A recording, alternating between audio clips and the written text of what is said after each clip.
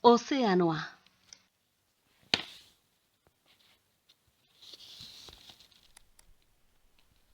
Sokadantza ontziaren bizkarrean.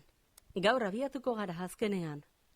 Portua utziko dugu, espedizio luze bat egiteko munduan zehar. Ondo izan lehorra, itsasoak ditugu zain.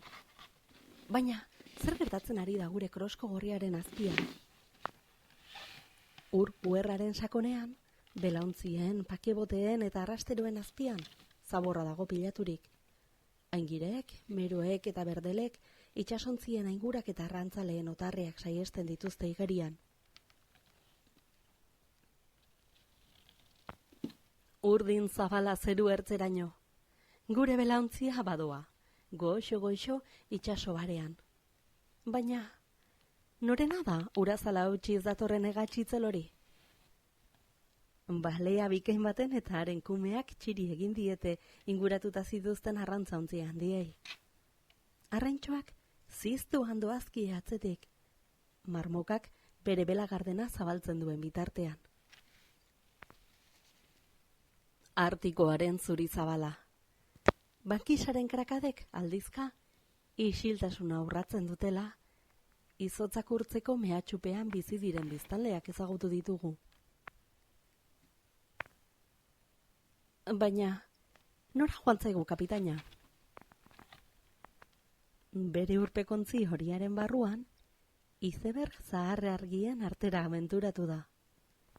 Hori borborra.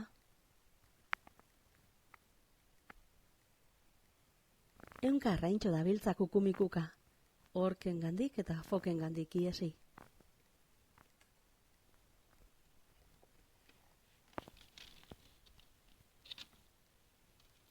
Bapatean, ekaitza lehertu da, ez zinbortitzako.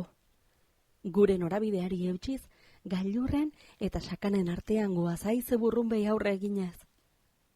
Baina, zertan diardu txalupa horrek oraindik ere hemen? Sarea altxatu nahian diardu, arrain sarda baten erditik. Ondoan, isiltasuna nagusi. Marrazoak zokomiran ari dira. Eta maizter bitxi batek ostatu hartu du ontzi baten ondakinetan.